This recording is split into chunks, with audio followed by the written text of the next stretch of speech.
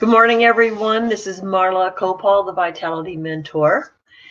And it is Sunday, March 29th. It is my 18th day of sheltering in place. And I'll tell you, I got a little nutso yesterday. I went into the closet and found some cross stitches. Probably been sitting there about 20 years. So I opened it up, and in about 3 hours, I got this much done, like in this area. But it was interesting. It was like a form of meditation for me, and I enjoyed it. So we'll see how much of it gets done. It's sort of draped over that chair back there. I've got threads all over. But so I have a new adventure going on. But I want to talk to you today about tough love. We've all used that phrase, tough love. And tough love is something we do when people are in throes of denial. I won't call out all the addictions because that's not the situation. But when we're in throes of denial, like this is the way that it is. And I still saw that today on the news, and I was a little disappointed. Because when I see people doing finger pointing and they're in leadership positions and they're saying, well, we would have done better if someone had told us. We all have access to information nowadays. I'm sorry. I just don't think not having information is an excuse for anything.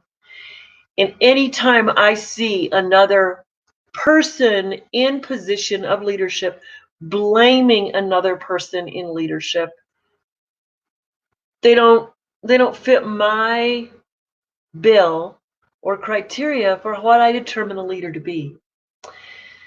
But so I want to share something with you that let's see if I can get through it very, very easily.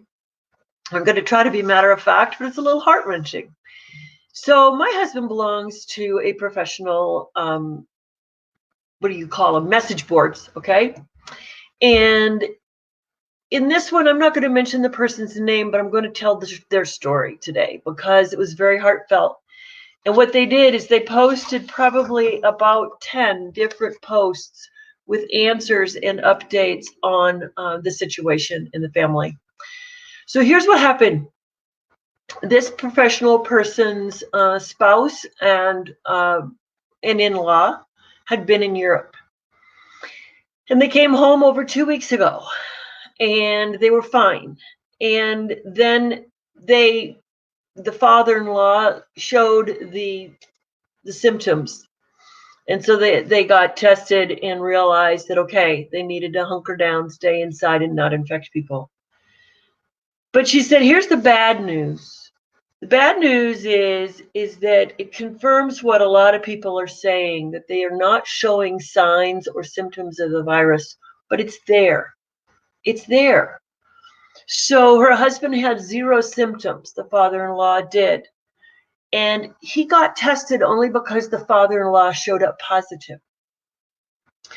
And the only reason the husband was able to get tested was because he was a firefighter and they were not going to allow him back to work unless he got tested. But he had to go to 3 places to test. Now, I'm not going to discuss the system here, what's not working. The point here is the tough talk from me is stay home. It's not about whether we have the testing. We could still all be a carrier, and we need to own that. And just like we own addictions, we own that we could be a carrier. And that's the tough love I'm talking about today. But let's take this one step further. Let's look at the impact it has on your family and the families of others if you do not.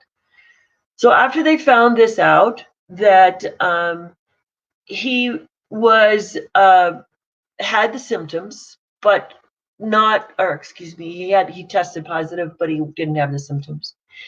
They had to sit down and make some tough choices.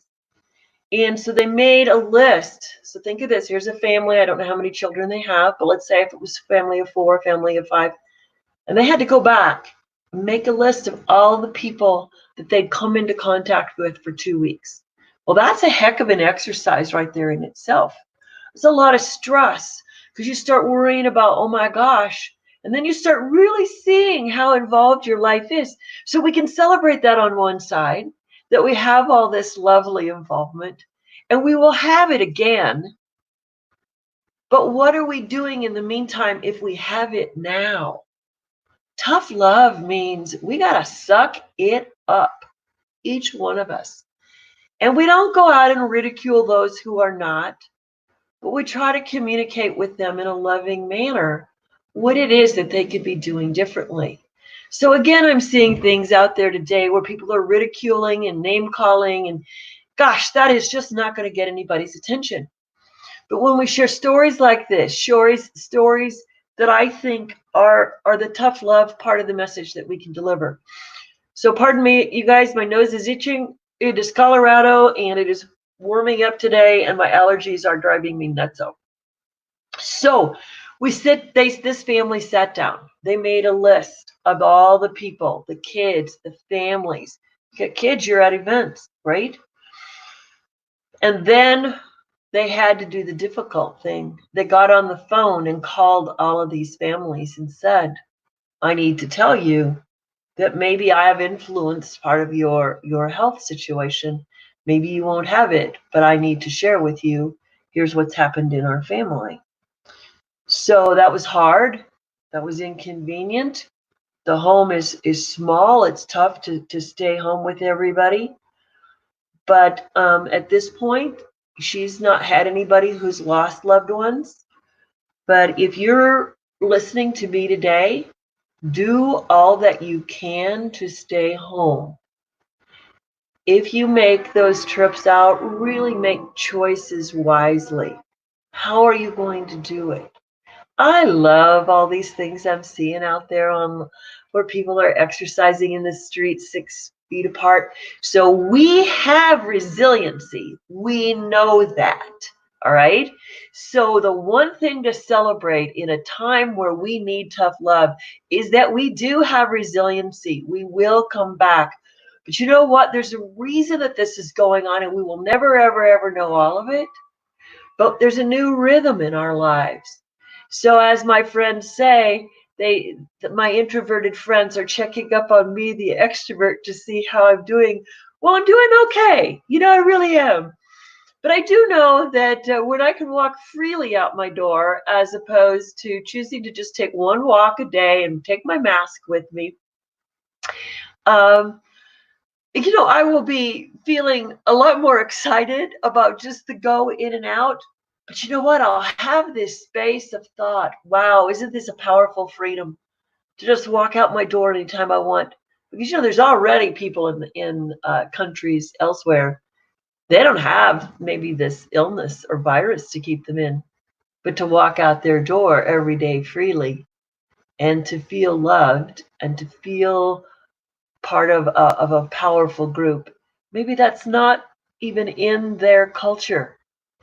So let's celebrate what we do have. Let's celebrate that we can stay home. Let's say prayers for those people who may not have a solid family home life in which to sit there peacefully and get through this. Let's pray for those who don't have enough food. Let's pray we can help those that do that. Let's get out of ourselves and let's quit pointing fingers and blaming.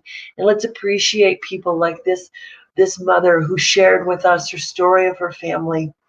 And let's get tough love with those that are still choosing to just be devil may care. I'll just say it that way. They're just being devil may care. And maybe they're narcissistic, maybe they're not. We don't need to point fingers at them. We don't need to point fingers at leaders because, well, you should have told me, you should have told me. This is time for us to rise above. So, I love to have rise above as one of my mantras. And I got to tell you, sometimes it's really, really hard to do. But this is Sunday.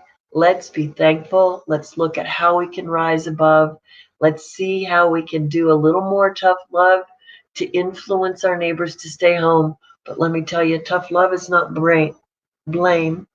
Tough love is just sharing the message, share the stories.